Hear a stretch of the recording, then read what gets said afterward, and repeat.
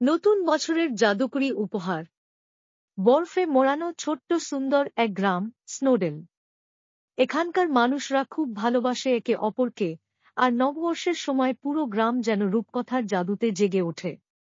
চারপাশে আলো, হাসি, স্নোফ্লেক আর গরম চকোলেটের ঘ্রাণ। এই গ্রামে থাকত এক দয়ালু ও কৌতূহলী ছোট ছেলে, রনি।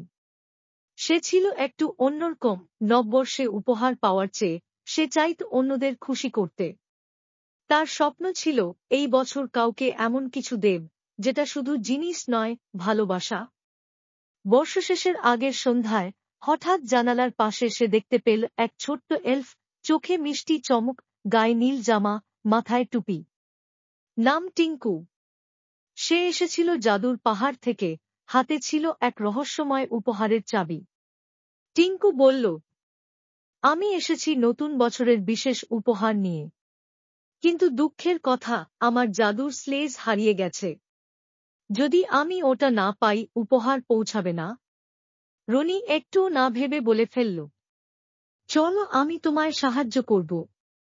আমরা একসঙ্গে খুঁজে বের করব। তারা দুজনে বেরিয়ে পড়ে বরফে মোড়া পথে। পথে পথে নানা অদ্ভুত অভিজ্ঞতা। এক গাছ যেটা প্রশ্ন না করলে রাস্তা দেখায় না।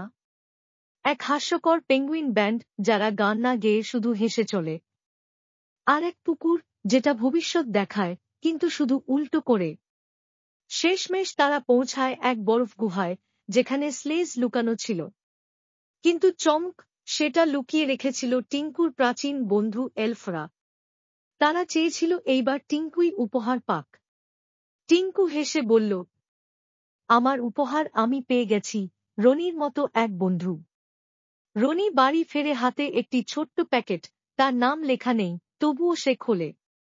ভিতরে ছিল এক জাদুর ফুল, যা কখনো শুকায় না, আর পাশে লেখা ছিল, যে খুশি ছড়ায় সেই সেরা উপহার পায়। সেই রাতে পুরো গ্রাম একসঙ্গে উদ্যাপন করল নতুন বছর। ঘড়ির কাঁটা 12টা ছুঁতেই বাজল ঘণ্টা, আকাশ ভরে গেল আলো আর তারা দিয়ে। সবাই একসাথে বলল, শুভ নববর্ষ।